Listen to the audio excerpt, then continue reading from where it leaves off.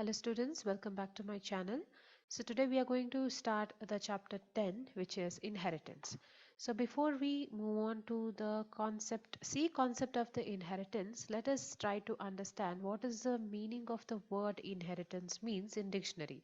Now in inheritance, it means the devolution of property on an heir or heirs upon the death of the owner, which means if suppose I'm a person, I'm owning some valued property or possessing some valued thing, then I'm going to give it to a heir. Okay, that is, it can be my son, my daughter, or the person whom I want to, whose name I have written in my will. So what is going to happen? All the property which I'm owning, I'm going to give it to this person. So this person is going to inherit that particular value or the property, isn't it?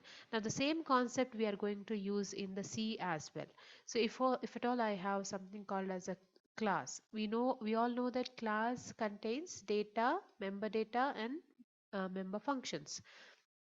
Now here what I can do is this data or the member function can be inherited by another class. Suppose it is class B. Okay, so this is nothing but the property of a particular class can be inherited by another class. This is what we are going to learn in this particular chapter.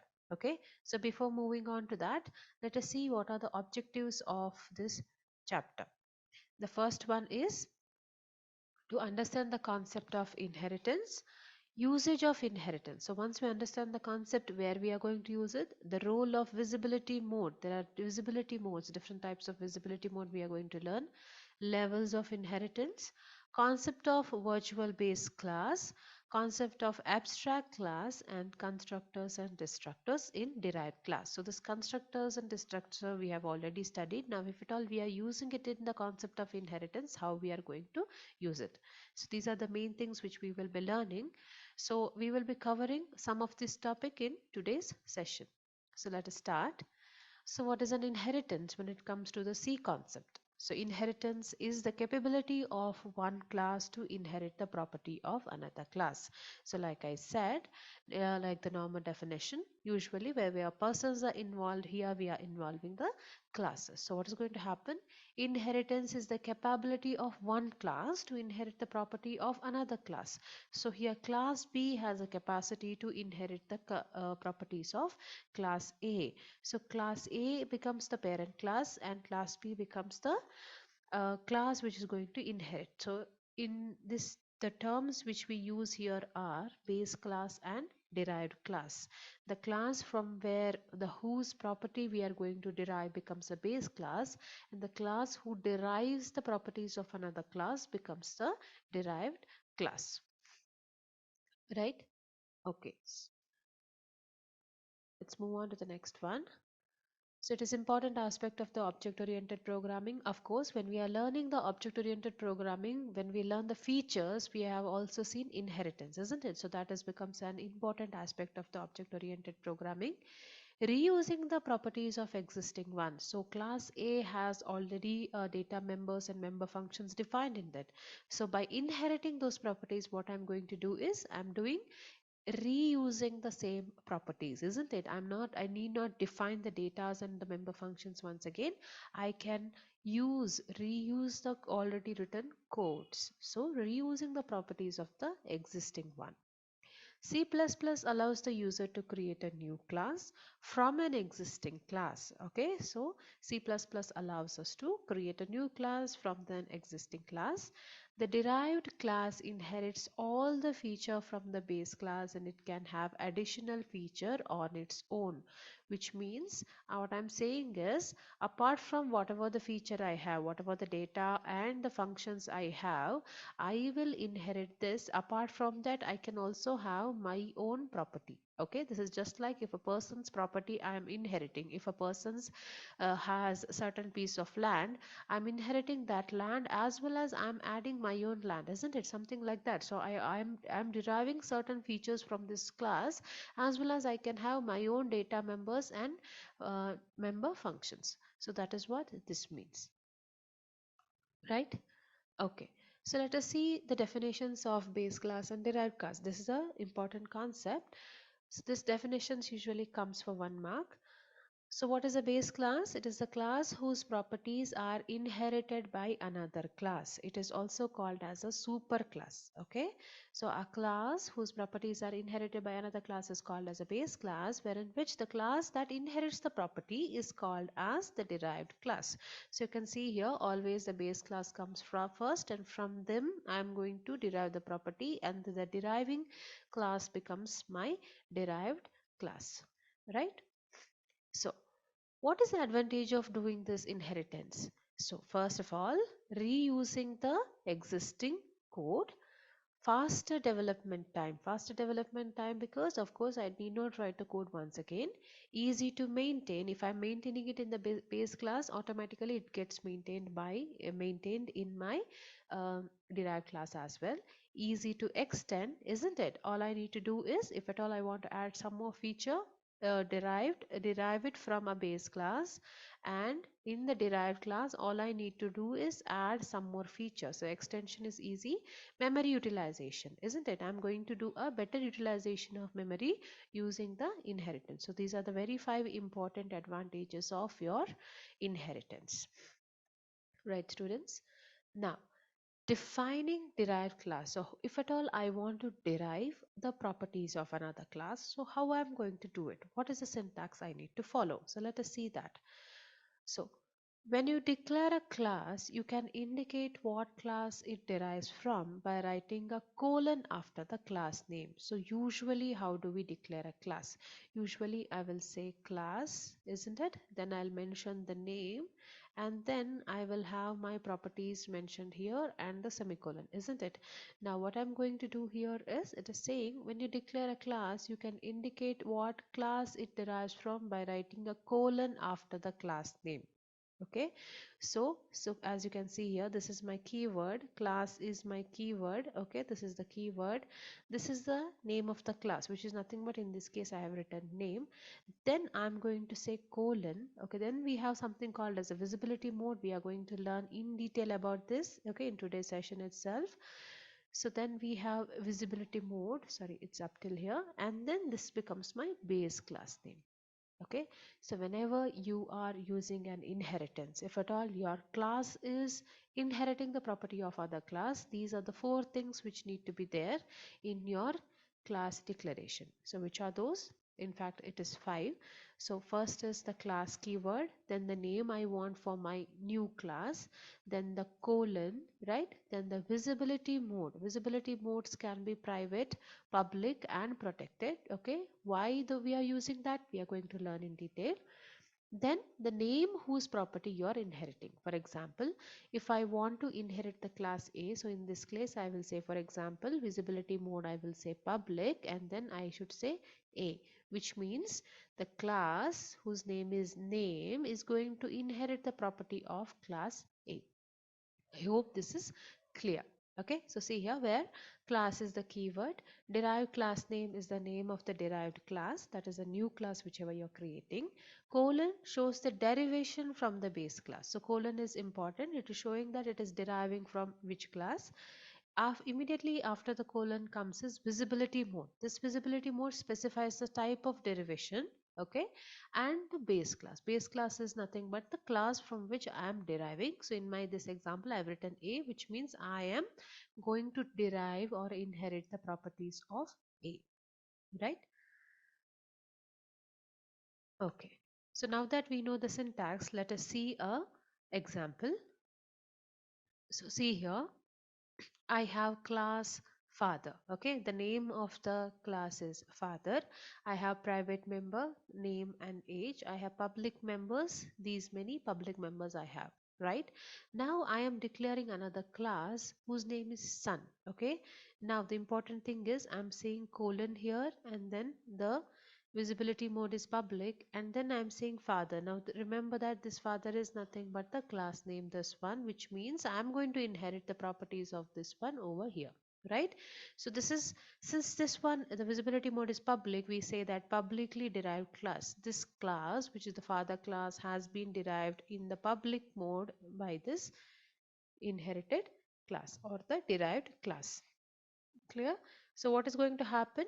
So what are the things we are going to inherit from the base class into the public class or the derived class, that we will learn in the next slides. But as of now, you understand the syntax of writing or inheriting is: first we will have a normal class, usually how we declare, and the base class will not have any special indicators. We will not understand just by looking at the base class that it has been derived or not. Only when we look at the base derived class, we will understand that it is an inherited class. And how do we understand? By its declaration. So I have the normal keyword class and then the name. Apart from that, I have these three things mentioned. Which are those things? First, I'll have my colon, then I'll have my visibility mode, and then the class whose properties I am deriving, right? And then I can have normal, whichever the other features I want to have in my class, I'm embedding it. Okay, so as you can see, this is the property of the class sun, as in this is not inherited from here, this is already there. This is of the class sun, right? So we told before, only we have told that if at all I have a class A, and if at all another class is inheriting the property, then apart from its feature, it can also have its own feature, isn't it? So that is what it means. This is the uh, properties of class sun.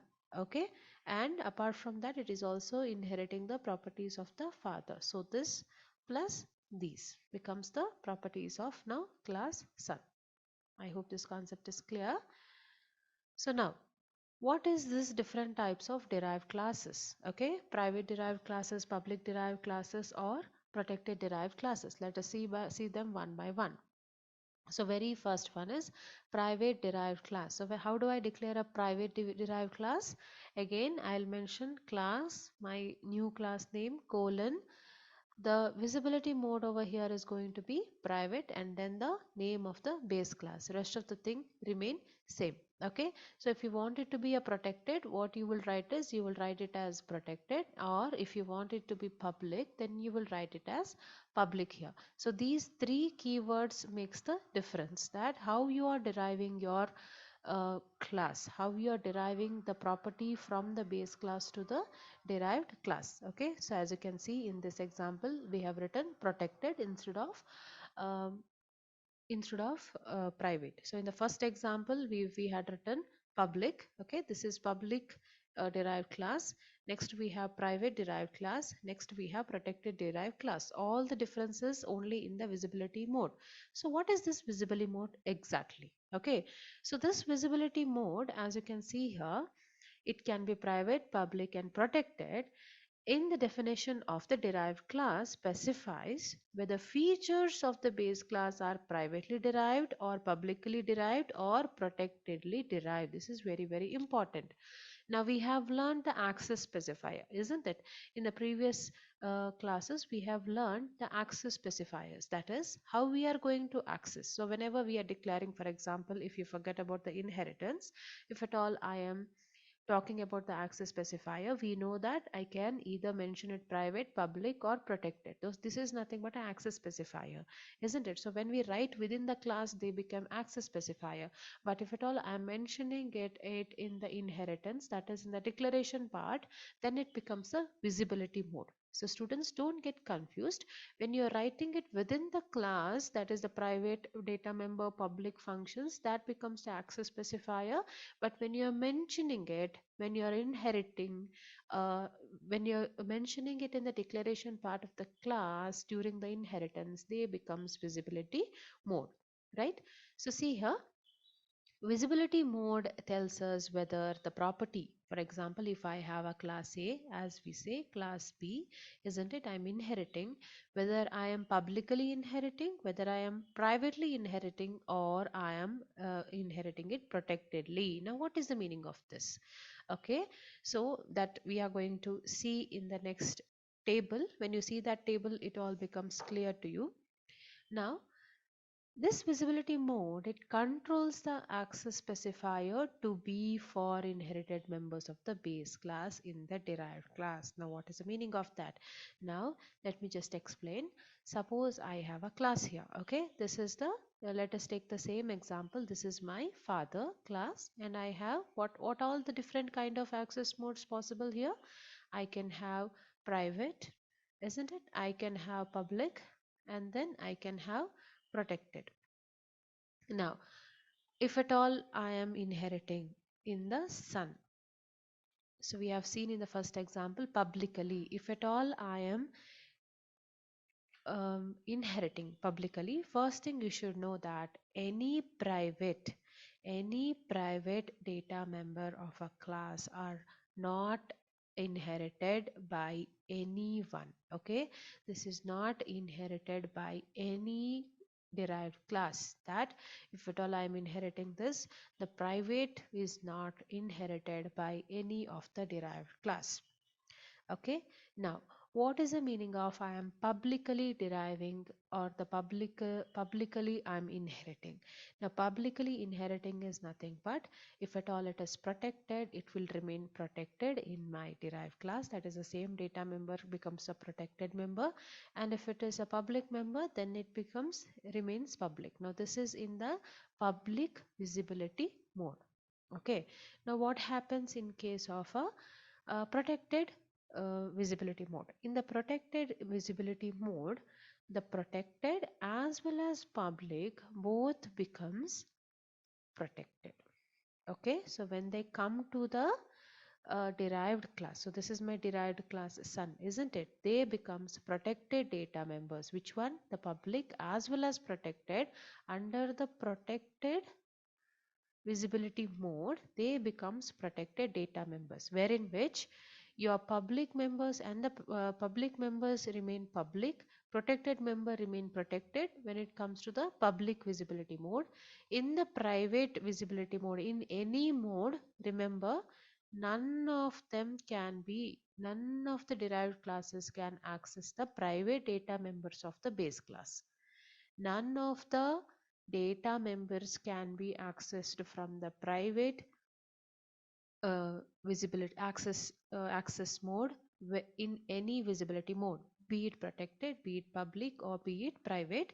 You cannot inherit the private. It is like the private property of that particular class. Okay, that cannot be inherited. Only public and protected can be inherited. So what happens in the public visibility mode? In the public visibility modes, the public data member of the base class becomes the public data member in the derived class as well, and the protected data member becomes the protected data member in the derived class. If you are deriving your base class using the protected, then the protected becomes protected, public also becomes public. I hope it is not confusing and it is clear. So let us see this table, it will be all the more clear. So see here, so these are the base class visibility. That is, I'm inheriting either private, protected, or public, and derived class visibility, that is private, protected, and public. So we have in the base class, data members are either declared as private, protected, and public. This is nothing but how I am inheriting them. Okay. So private, they are not inherited at all in any kind of visibility mode. Remember, private data members are not inherited. What happens if I have a protected? If I in a class I have data members which are under protected, then in a private visibility they become private data member in the derived class. Under protected they becomes protected. Under public also they become protected. So that is what I was saying. If you have a base class, if you have public, if you have protected, and if you have private, then when you are deriving, again, in the protected, private anyways it is, we are not inheriting, the protected becomes protected, and even the public becomes, sorry, this is public, this we are not taking. Public and protected both becomes protected when you are deriving it using the visibility mode of protected. Okay, but when you are using the public for example, you are using the visibility mode of public. What happens? The public data members, private of course remains private, protected becomes protected, and public becomes public. So public is the one which allows you to be the way you are even in the derived class. Okay, so public lets you be the way you are in your derived class. Protected will make sure that you remain protected in both in any of them. Private will never allow you to inherit. This much if you understand, that is more than enough. Right, students? So that is all about visibility modes. Now again, once again, let us see what happens in the public inheritance. The public members of the base class become public members of the derived class. Okay, so public members of the base class becomes public in the derived class as well. Private members of the base class cannot be inherited. Okay, important. Protected members of the class, they remain protected. So remember, in the public inheritance, you can always keep that private members cannot be inherited, public remains public, protected becomes protected. This happens only in your mm, public inheritance. Now what happens in other two? So there is an example here. So before that, let us just see what happens to the other two. So in the other two, the public, that is in your private inheritance, we know that in private everything remains private, isn't it? The public members of the base class become private. The private members of the base cannot be inherited. Okay, cannot be inherited. The protected members of the base class stay private. So public and protected become private. Private cannot be inherited. Now this is in the private inheritance. Now what happens in the protected inheritance? Public member becomes protected. Private cannot be inherited.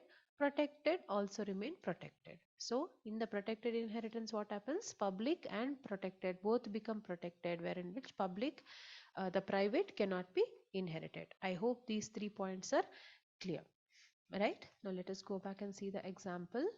So see this, this is a syntax for declaring a public using the public visibility mode. So class keyword, I'll write the derived class name colon, public is the keyword here I'm going to use if at all I'm deriving using a public visibility mode. Super class is nothing but the name of my base class. So see the example here. Let me clear this. Okay, so class student is my base class as you can see, and class comp is my derived class which is deriving the student class publicly. Okay, so I have my private and public data members here, and I have the private and public data members of the base class also. Okay, now here this doesn't matter. What matters is, since we know that from whenever you're using a public visibility mode, private I'm not able to inherit at all, public becomes again public here. So I can access this particular set of data members just as if they are the public members of my own class. Right, I hope this is clear. So this is the very important thing in inheritance. You should know the visibility mode. So we have learned the definitions, we have learned the different visibility modes and how they are going to access each data member and member functions. Okay students, so that's all in today's class. I hope you are enjoying this and learning. Thank you for watching. Take care.